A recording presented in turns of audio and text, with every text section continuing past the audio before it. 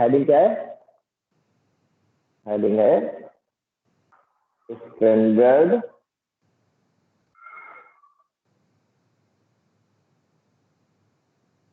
Enthalpy of formation.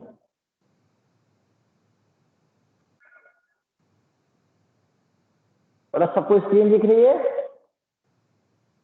Bhavya?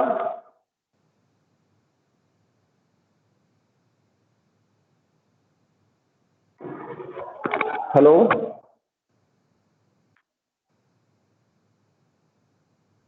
Yes sir दिख रही है। Yes sir. अब स्टैंडर्ड एंथैल्पी ऑफ फॉर्मेशन ये क्या होता है? इसको हम रिप्रेजेंट करते हैं,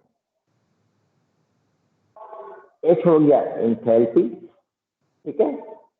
डेल्टा का साइन का मतलब क्या हुआ? चेंज। एफ लगा देंगे फॉर्मेशन और सुपर स्क्रिप्ट लगा देंगे तो ये स्टैंडर्ड बन गया। बताया था ना हमने। स्टैंडर्ड का मतलब क्या होता है? उसके स्टैंडर्ड कंडीशन में जब वन बार प्रेशर हो, ठीक है। जैसे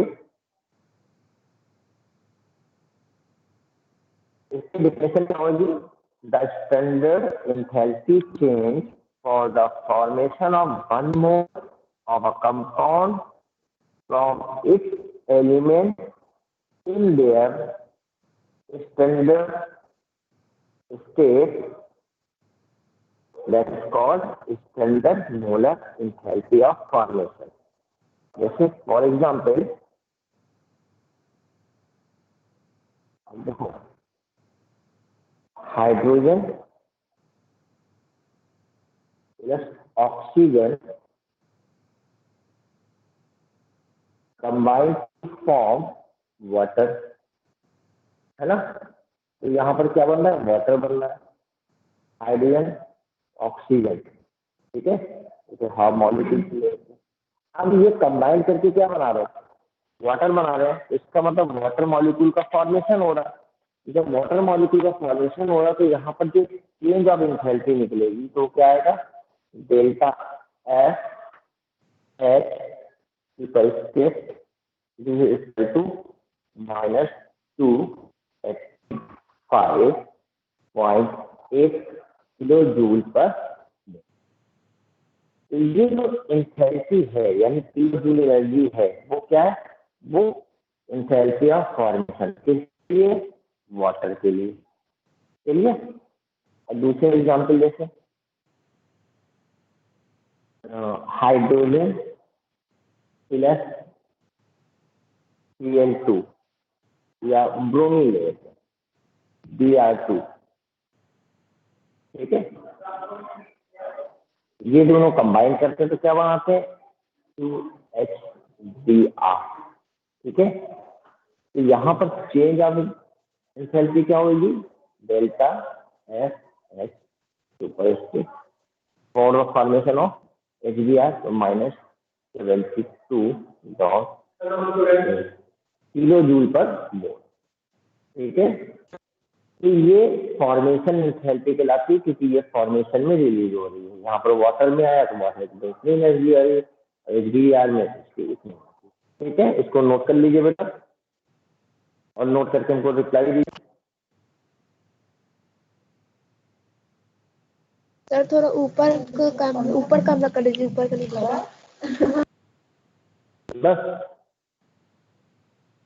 ठीक है। जो बगल में जो डेल्टा है बस यही सीखना ही है।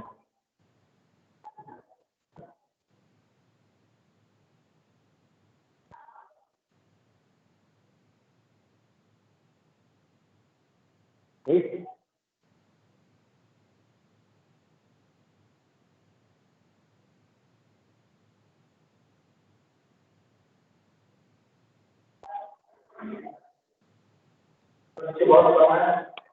अब देखो बेटा यहाँ ये जो एनर्जी है वो 2HBr के लिए है, यानी 2 मॉलिक्यूल्स के लिए आएगा ना। ये क्या है? Formation of 2 molecules.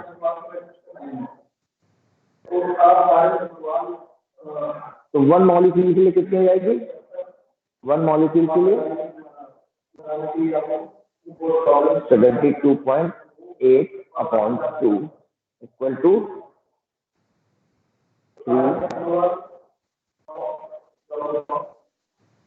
6.4 kilo joule per मोल।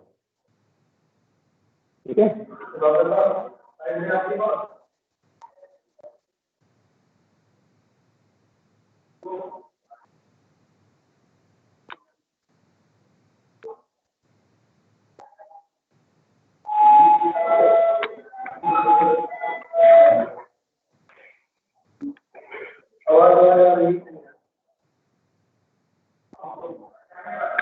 हो गया बेटा?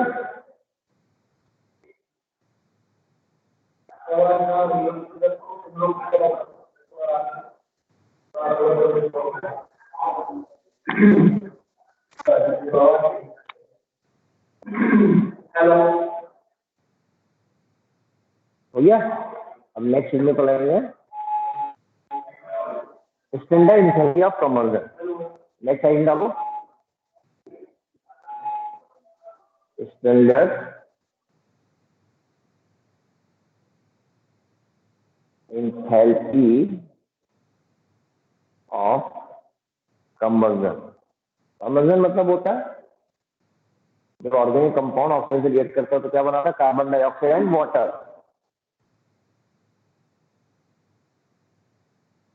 ठीक है, what is the meaning of this? यानी in combustion reaction how much energy is release या हाउ। ठीक है, तो कंबशन रिएक्शन के सबसे सिंपल एग्जांपल ले लेते हैं, जैसे वो होता है ना एलपीजी। अब एलपीजी में क्या होती है? ब्यूटेन होती है। जो कुकिंग गैस आती है ना एलपीजी, उसमें क्या होती है? ब्यूटेन। तो ब्यूटेन का फॉर्मूला क्या होता है? C4H10। और जब इससे कंबशन करेंगे यानी ऑक्सीजन से रिएक्ट कराएंगे तो क्या बनेगा? Formation of carbon dioxide and water vapour. Then balance the chemical equation. तो यहाँ पर लिए इन दिस पॉइंट 13/2 हो जाएगा। तो दिस इज 4 और दिस इज हो गया। तो यहाँ पर अब डेल्टा एच लिखेंगे, राइट द डेल्टा एच यानी चेंज इन एंथैल्पी। लेकिन क्योंकि कंबशन रिएक्शन है इसलिए यहाँ पर हम सी बना देंगे और स्टैंडर्ड फॉर्म में superscript sign. Then this is equal to -2658.0 यानी 1 molecule after the combustion of 1 molecule we have get lot of energy। इतना 68 किलो जूल पर मोल, यानी एक मोल के इतने किलो जूल क्या होती है? हीट रिलीज होती है। इसीलिए हम इजीली खाना बना लेते हैं। फिर ग्लूकोज में देखो, ठीक है, यानी ग्लूकोज। अब ग्लूकोज का फॉर्मूला क्या है? C6H12O6 plus 6O2। ये रिएक्शन हम लोग ने पढ़ा है, 6CO2 प्लस 6H2O। ठीक है, इससे कितनी आती है? इसमें हीट आ रही है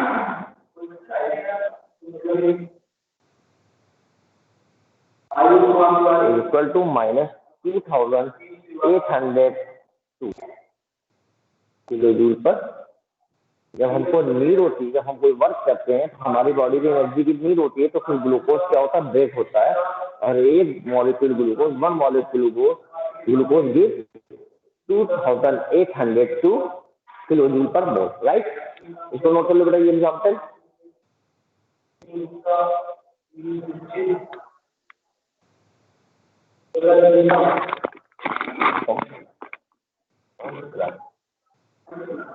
कौन सी क्लास? जी 10 की।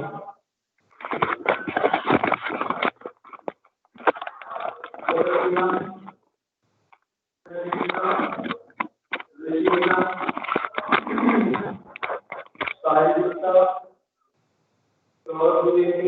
गया बेटा? हेलो? Yes sir. बेटा कंप्लीट समझ में आ गया ना? तो स्टैंडर्ड यहाँ पर क्या है, इससे पहले हमने फॉर्मेशन पढ़ते थे। फॉर्मेशन तो कोई पर्टिकुलर सभी फॉर्मेशन के लिए हो जाएगा, लेकिन यहाँ पर ये स्पेसिफिक रिएक्शन हो गई कंबल्सन रिएक्शन के लिए। तो कंबल्सन, हमने कंबल्सन के 2 एग्जाम्पल दिए, एक ब्यूटेन और दूसरा ग्लूकोज। ब्यूटेन का कंबल्सन कहाँ होता है? एलपीजी गैस ब्यूटेन होती है, उससे कंबल्सन करके हम खाना बनाते हैं। और ग्लूकोज का कहाँ होता है? हमारी बॉडी के अंदर। इसको हम कौन सी रिएक्शन बोलते हैं? रिस्पायरेशन भी बोलते हैं ना। बट इतना हो गया सबको? पेज चेंज करें।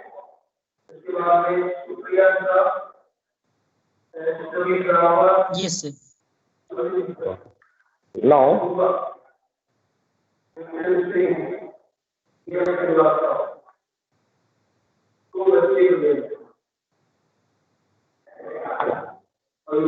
write the heading enthalpy of atomization.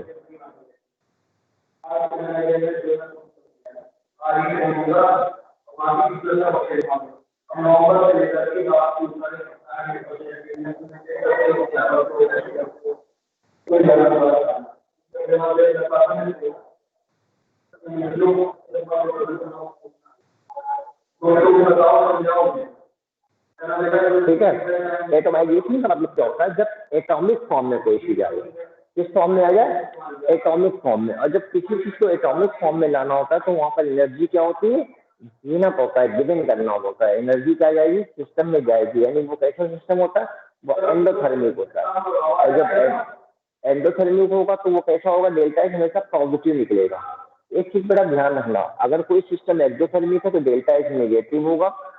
अगर डेल्टा एच नेगेटिव है तो दैट मींस एक्सोथर्मिक, वहां से हीट हमें गेन होगी। और अगर डेल्टा एच पॉजिटिव है तो इसका मतलब वो एंडोथर्मिक है, हमें हीट उसमें देनी पड़ेगी। ठीक है, इतना समझ में आ गया?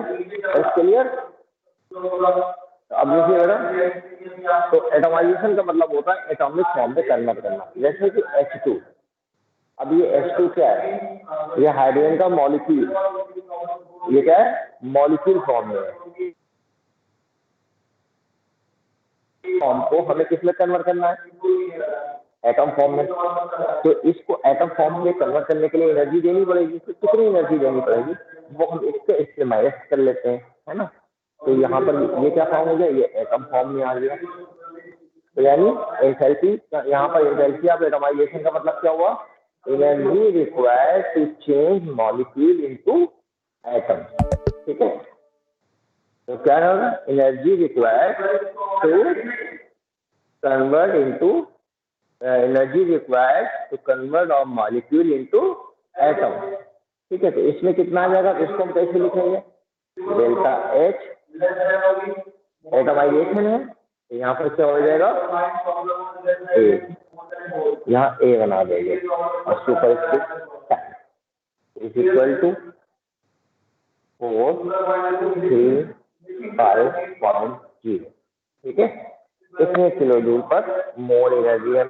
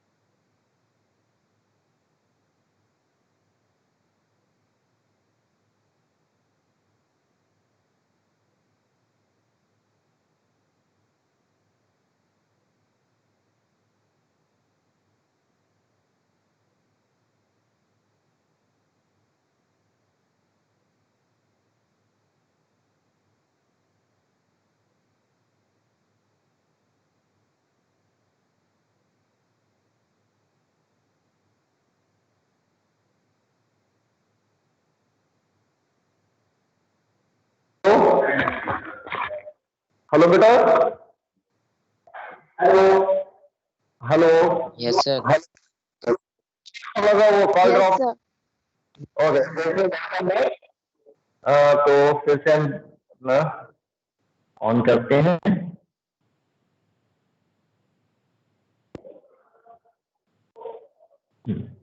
तो इतना बड़ा नोट कर लिया आप सब लोगों ने?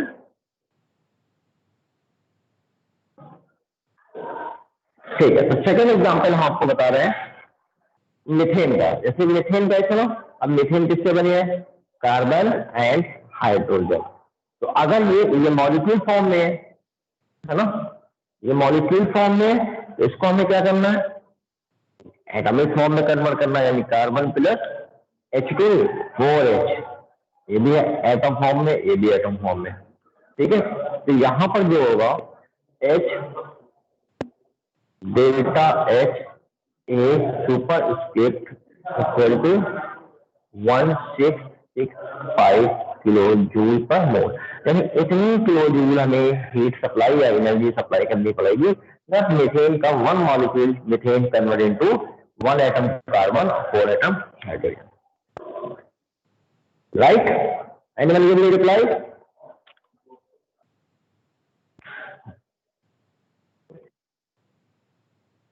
ठीक है, नोट कर लीजिए इसको।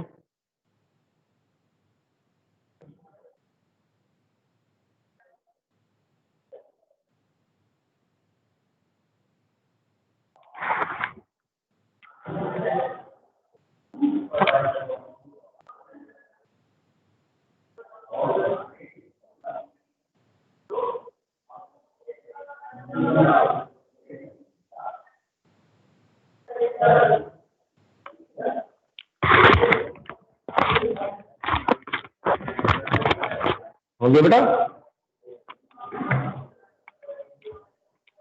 Yes, sir. ठीक, अब इसके बाद नेक्स्ट हेडिंग आप डालेंगे बॉन्ड एंथैल्पी।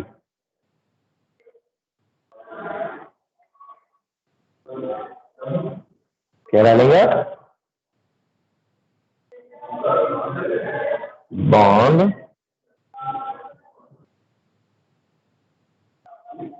एंथैल्पी। ठीक है, अब देखो बॉन्ड एंथैल्पी को कैसे करेंगे? डेल्टा, यहां पर लिखेंगे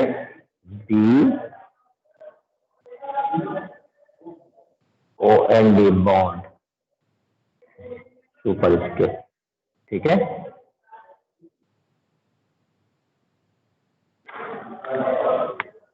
देखो listen be carefully, then there is a formation of bond, यानी बॉन्ड फॉर्मेशन। तो क्या हुआ? एनर्जी रिलीज और बॉन्ड डिसोसिएशन या ब्रेक।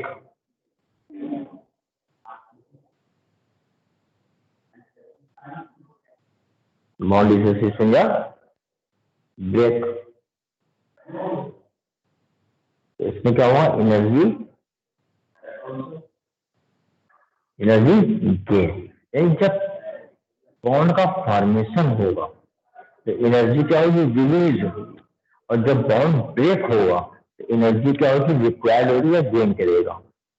ठीक है, और ये दोनों क्या है? अगर हम ये बॉन्ड H2 बना रहे हैं, अगर इसका फॉर्मेशन कर रहे हैं, तो जितनी एनर्जी इसके फॉर्मेशन में रिलीज होगी उतनी एनर्जी इसके ब्रेक करने में यूज होगी। ठीक है, यानी बॉन्ड एनर्जी को क्या कहते हैं? एनर्जी रिक्वायर्ड टू ब्रेक, ठीक है, बॉन्ड, या energy release to release in the formation of bond. Bond के फॉर्मेशन में जितनी एनर्जी रिलीज होगी उतनी ही एनर्जी की रिक्वायरमेंट होगी बॉन्ड को ब्रेक करने के लिए। इसी को हम बोलते हैं बॉन्ड एनर्जी या bond enthalpy. It is clear all of you? All of you all of you give me reply, every student? Yes, sir. Yes, sir. Okay, लगे तो यार क्लास में लगे तो कि कोई बैठे हैं क्या? खाली मैं बोला रहा हूं। All of you give me reply. It is clear और नॉट?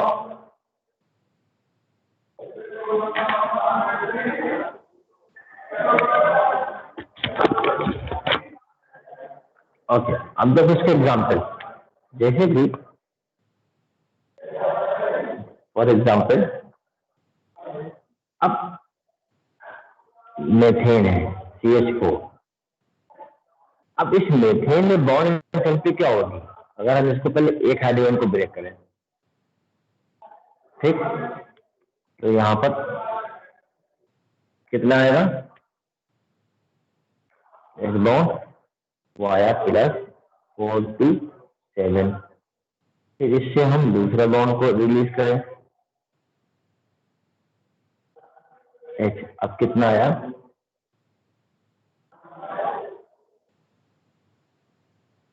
439। ठीक, फिर एक और को हम रिलीज करें, भाई ऐसे 4 होते हैं, एक एक करके निकल गए।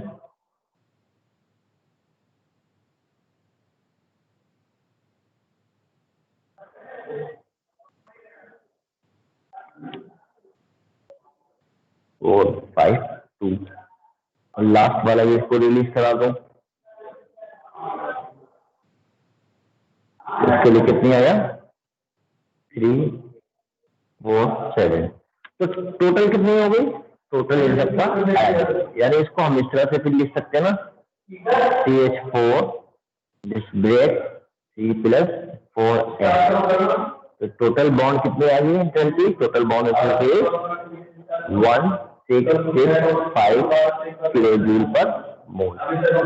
नोट कर लो बेटा इसको।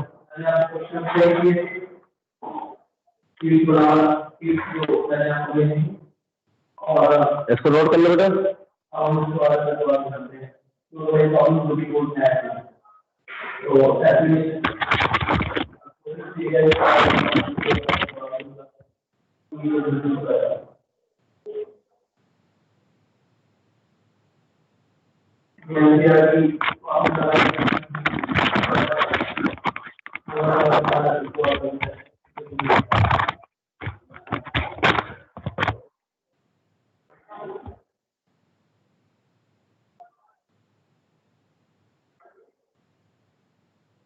हो गया बेटा?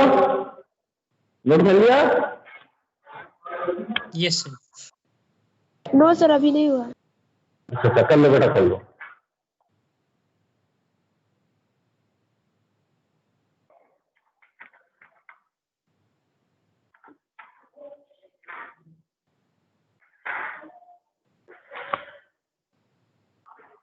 यस सर, हो गया। ओके, ठीक है। तो ये हो जाता है बॉन्ड, एक हो गया स्टैंडर्ड ऑफ कंबशन हो गया, एटोमाइजेशन हो गया और बॉन्ड एंथैल्पी हो गया। ठीक है। अच्छा, अब इनमें से चारों में से अगर किसी एक, जैसे कि 4 बॉन्ड एंथैल्पी आ गई है एक एक करके, अगर किसी एक को निकालना होगा तो हम क्या ले लेंगे? इसका मीन ले लेंगे। ठीक है, ऐड करके 4 से डिवाइड कर देंगे, तो जो एवरेज बॉन्ड एनर्जी आ जाएगी वो पर्टिकुलर C और H बॉन्ड के बीच में आ जाएगी। ठीक, इस तरह से। यहाँ आप देखोगे हर एक के लिए अलग अलग है ना, पहले 427, फिर 439, फिर 452, फिर 347।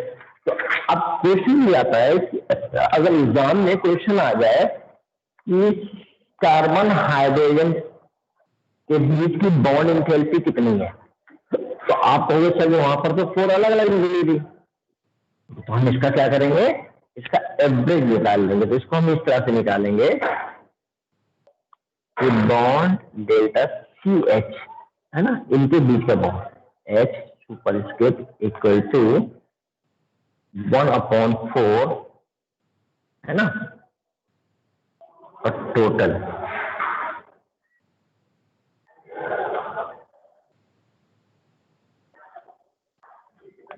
इंटेंसिटी कितनी थी? 1665। तो कितना आ गया? This is come 416। तो ये एवरेज आ गया। तो यहाँ पर आप इसकी जो एवरेज है तो ये आ जाएगी 416 kilo joule per mole. Note कर लो इसको।